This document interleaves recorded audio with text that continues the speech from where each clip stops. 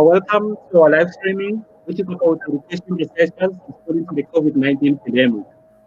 Today, Jet Education is launching their Theme 3 report, which is about the role of culture in elevating the spread of COVID-19. Firstly, let me just introduce myself. My name is Lesedi Matlala, and I'm working as an M&E researcher at Jet Education Service, which I'm based in a M&E unit. So today we are joined by our guest, which is also my colleague, Zaahedah Vally. So let me just introduce her briefly before she joins in. So Zaahedah Vally has experience in assisting on various projects at different levels, including administration, research, fieldwork. In 2017, Zaahedah was awarded a fellowship by the OWL Socio-Economic Research Institute, where she participated in a program to develop the intellectual ability, knowledge base, practical skills, as well as social capital of participants. Zaahedah has also worked as a private tutor and a translator in a program that provides mentoring and leadership skills to promising young scholars in Johannesburg. She's currently working as a research officer at the Education Service. And she's also a part-time student at Wits University, pursuing a master's degree in management, specializing in economic and economics, in development and economics. Zaahedah is going to talk to us about the launching of the report entitled "The Role of Culture in Elevating the Spread of COVID-19." Now, this is a very important topic. Someone may wonder what has culture to do with COVID-19, but in our conversation today with Zaahedah, we will unpack that. So, ladies and gentlemen, please join me in welcoming our guest, Zaahedah Vally. Zaahedah, welcome to our live stream. Thanks so much, Lesedi. Thank you. So, Zaahedah, before we dwell into the questions, can you tell us about your involvement in the research bootcamp? What was your role, and what is the research bootcamp about? Sure. So I was the research lead for Theme 3, and like Lesedi just said, Theme 3 explored the role that culture plays in alleviating the spread of COVID-19. And for me, it was a completely new experience because it was the first time that I was leading a research team by myself. And I must say that it was a really good experience, although at times I felt a bit over my head, but I made it through, and I think we produced a really good report. So, yeah. Thank you very much, Zaahedah. So, well, like I mentioned in our introduction, this is a very interesting and fascinating topic. One never thought about culture. It has something to do with what we're facing right now. Can you tell us about the main purpose or objectives of this topic itself? Sure. So, like you said, culture is something that isn't really explored. And culture can be defined as the way of our life, like our customs, our beliefs, and traditions. And in each country or in each setting, you find distinctly different cultures. So we really wanted to examine or to look at the role that culture then played across government and government responses, and also the responses that we saw society bring about. So we looked at government, business, and society responses to the virus. And then we also looked at the measures that government put in place and how culture then really affected how society reacted to the different measures. So, like you say, it was a really complex interplay between culture and society, and how people navigated the space within their own unique cultural settings to make sense of this new normal that we're all experiencing. Thank you, Zaahedah. So, how did you make that decision to study the role of culture in COVID-19, given the fact that you are a researcher that is working in the education sector? So, how did you make that? How did you come up with that decision of studying the role of culture in COVID-19? And also, how is this related to education in Yeah. your view? So initially, when we looked at culture, I thought, okay, I'm not seeing the link between education and culture, but it was still something that I really wanted to explore. For me, I think it was just really interesting that we witnessed a lot of different responses across the world. So we know that COVID-19 started late in December in China, and then it progressed rapidly from the beginning of the year. But we saw really different government responses and also societal reactions to the responses across the world. So for me and for my research team, I believe, it was really interesting for us to explore whether culture actually played a role in the different responses that we saw.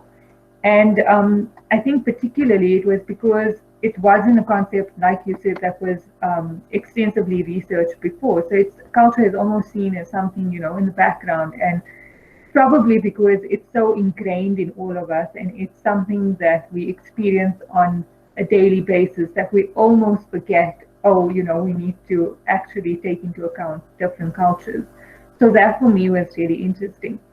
And then later on, the link to education came in, and I believe any education system in any country is representative of the specific culture that we find in a country or in a specific context. And an education system helps to then entrench a culture that you find within society. And often individuals engage with society through education systems, and schools in particular form a really important part of the cultural engagement, or they serve as an avenue through which different parts of society can come together and can really engage as a community. And I think the last thing was that schools really play a very important role in spreading information and correct and vital information. So in a time like this, the closure of schools is really affecting different cultures, different societies, because we're this hub of information that the school would normally serve is no longer there for a lot of cultures, for a lot of societies. So in the end, we found the link to education and the link between education and culture, and it was really interesting. Thank you very much, Zaahedah, for giving us a background as well as a rationale behind the decision that informed you to carry out this particular theme. Now, having read the report myself, in your approach, you have selected specific countries as a case studies. Tell us about that and what informed the choice to use that particular approach. Sure. So for those who haven't read the report yet, so we looked at 5 different countries. We looked at Japan, we looked at Iran, Italy, South Africa, and the US. So Japan for us was really interesting because on a normal basis, they already seem to practice social distancing. So that means in Japanese culture, there's not much of handshaking. They bow out when they greet each other. They naturally have a larger personal space, so we call that body bubbles. So they just appreciate more space between themselves. They also wash their hands very much more often than in the Western culture. And what's probably known by everyone is that the Japanese often wear masks. So when they're feeling ill, you'd find, when we see pictures of Japan and Japanese people, we'd find them wearing masks. So this is all things that are already part of their culture. It's not something that came about because of COVID.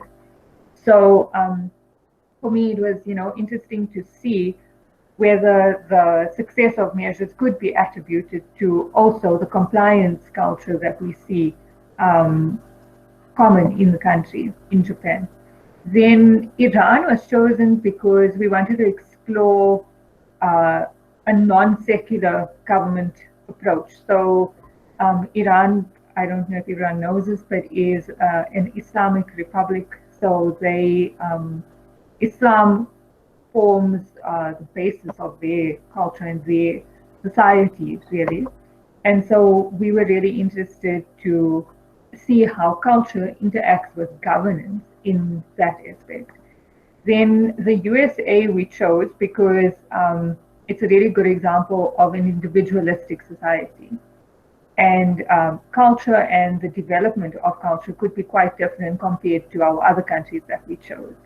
And it was chosen specifically to contrast whether individualistic societies, and I'll get to this a bit later in the interview, responded differently to collectivist societies. Then South Africa is a good example of a multicultural developing nation. And we also in the country have unique risk factors.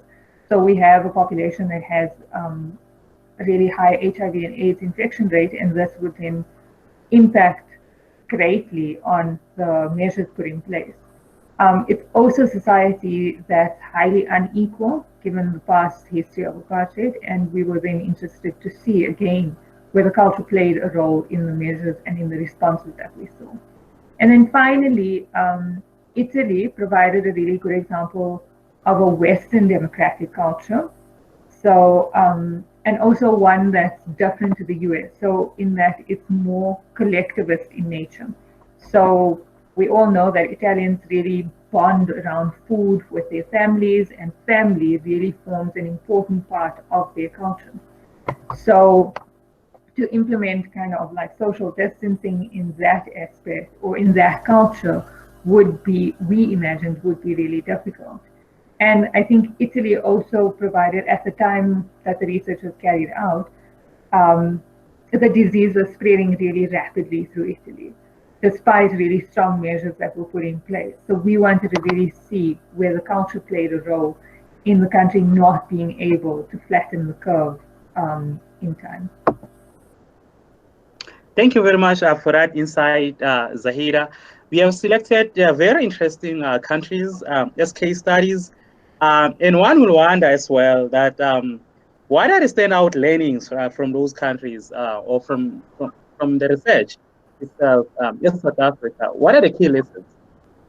Sure. So I think the success of whatever measures or regulations that were put in place. So in a lot of the countries, actually in all of the countries, we saw that social distancing was put in place as a regulation, and also we saw schools, universities, and all types of educational institutions being closed. We also saw a request for businesses to close and places of worship. So we saw all of these things happening, and the success of it really depended on each country's existing cultural and social practices. So I, again, will get into a bit more detail of, later on when we discuss the difference between individualistic and collectivist societies. But for me, what is really interesting was to see that despite the different cultures that are present in the countries that we chose, we saw sort of the same measures being put in place. But the success of those measures really depended on each culture and each society in place. And then another interesting thing was to see that the emphasis, like in Japan and also in Iran, we noted that there's a great emphasis on personal hygiene and also health. So this is, like I said, mentioned earlier, that in Japan, they wear masks when they're feeling ill, they wash their hands really often. And then in Iran, we see because of religious reasons, and like I said, Iran is an example of an Islamic country. So there's also a high degree of personal hygiene. So in instances like that, that type of religious, cultural, societal background may have contributed also to the success of the measures put in place. Because like I said, in Japan, they weren't really being asked to change their lifestyle in a major way because it was really part of their practice. And in Iran, that was quite similar as well. I know Iran didn't really, I mean, we saw infection rates climbing in Iran like crazy at one point. But this, I believe, was more because of the slow response on the government side. And so that had to do really with the governance structures. So the government not wanting to really communicate with public early on and admit that, you know, we have this crisis currently in the country. I don't believe that it was due to culture that we saw that initial spike in infections. And then also what is really interesting to note was that across the different cultures, so in all of the countries, populations made use of social media. So whether it was Instagram, Facebook, Twitter, WhatsApp as well, we saw more and more citizens responding to anti-COVID-19 measures using social media. And these responses were really different. They could have been, they were humorous in some instances. We saw the use of a lot of memes.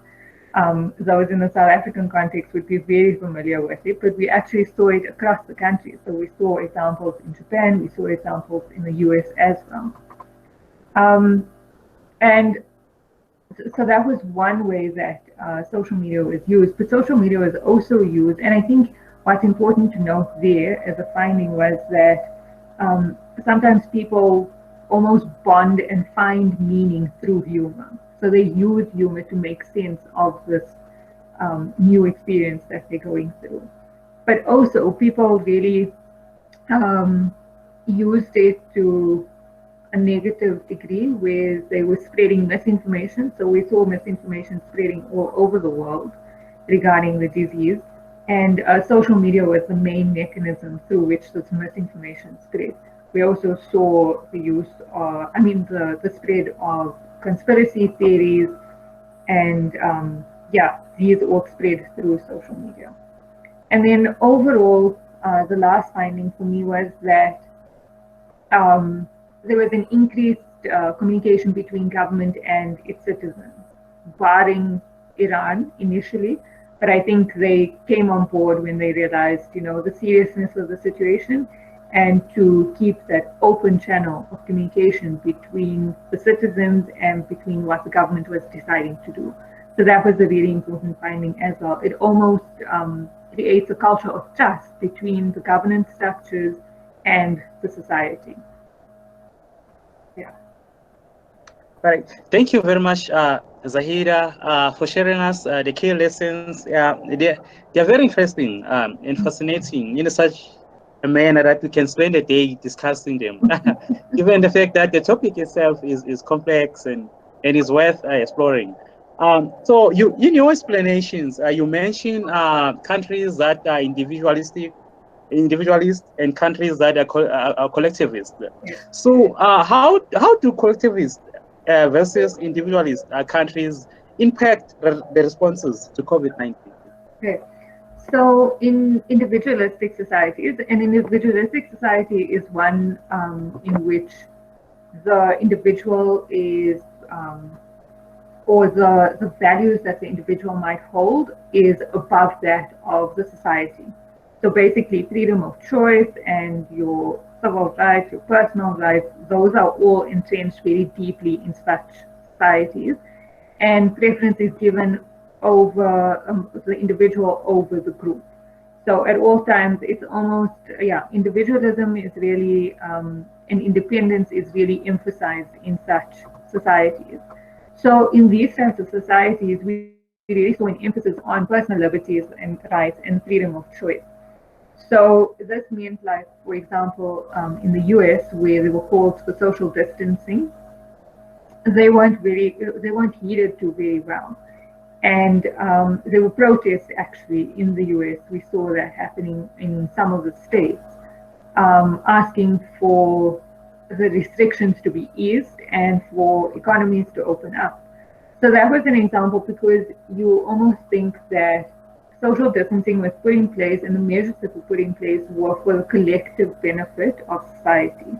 So it was really to stop the spread of the disease, further into society by putting in these measures. So yes, it may have affected your personal liberties and your freedom of choice, your freedom of movement and all of those sorts of things, but it was really for the greater good.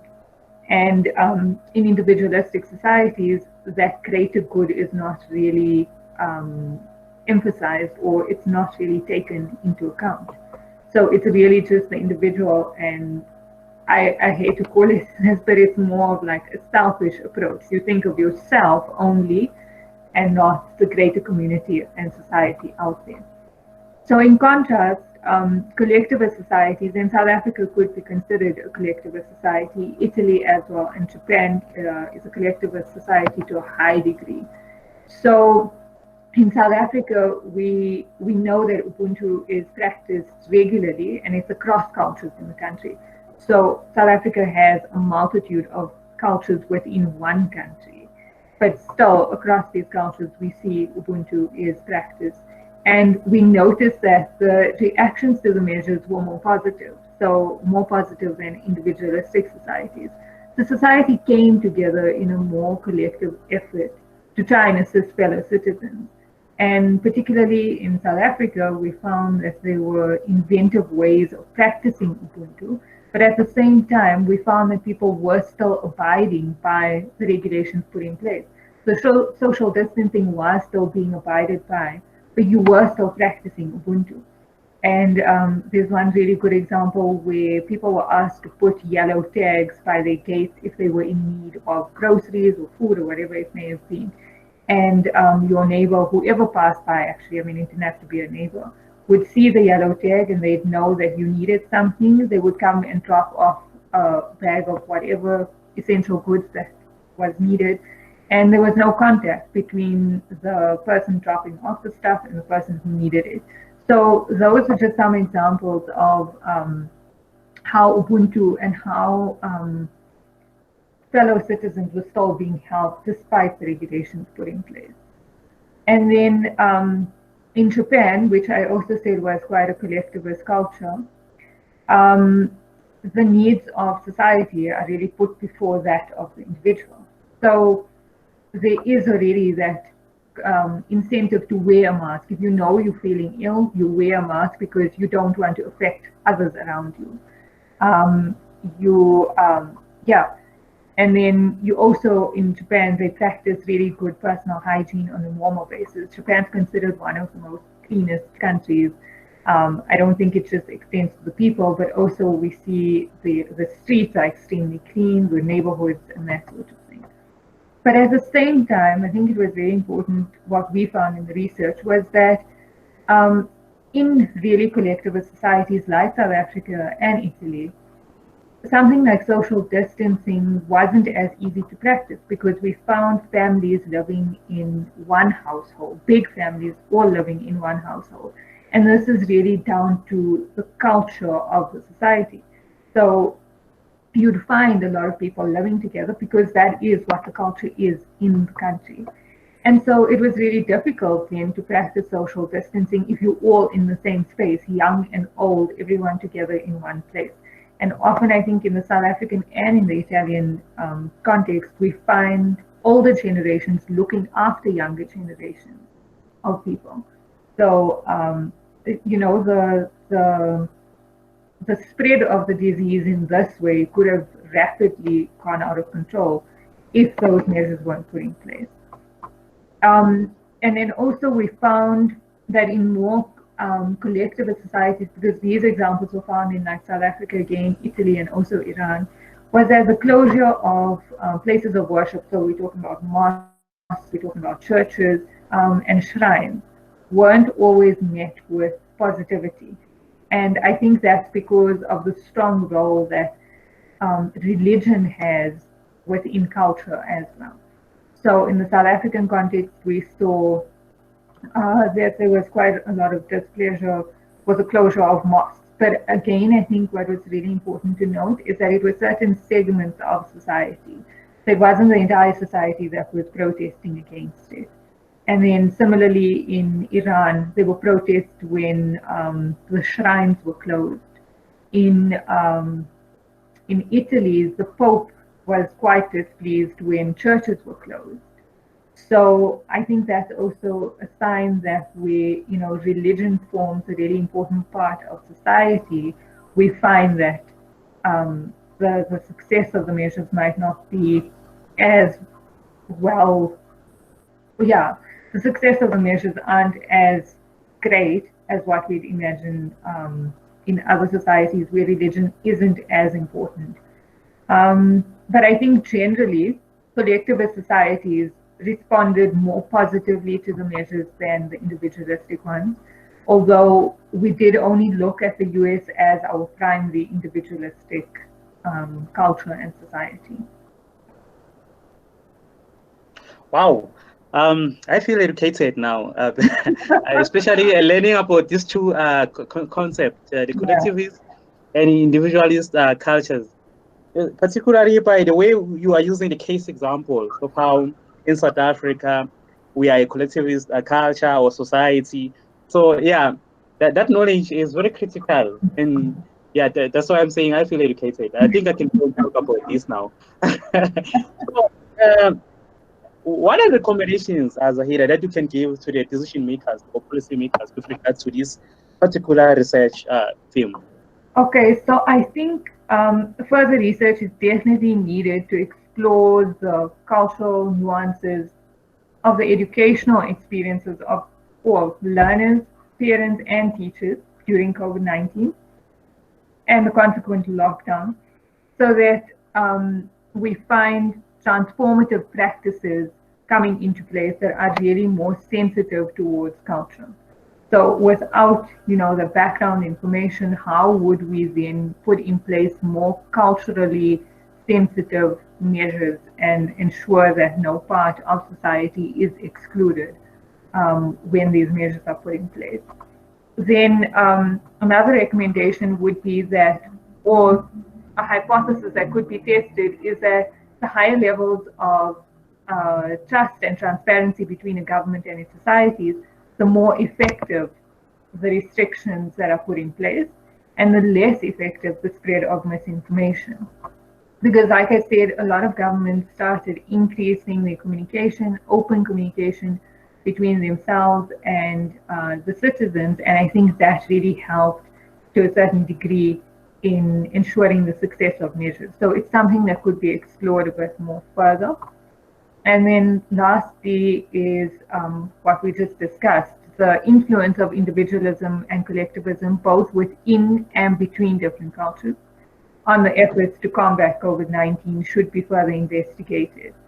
And the responses that are put in place should leverage on both the positive aspects of individualism and collectivism.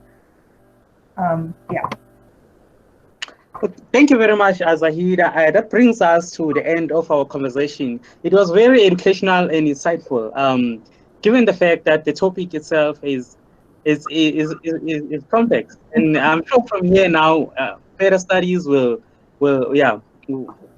continue. They will carry further studies based on this research. It's a very, very important piece of information, and it can be found on Chat Education Services website. The full report, you can get it there. So thank you very much, Zaahedah, for joining us today and making this time, sharing your insight and summarizing the report with us.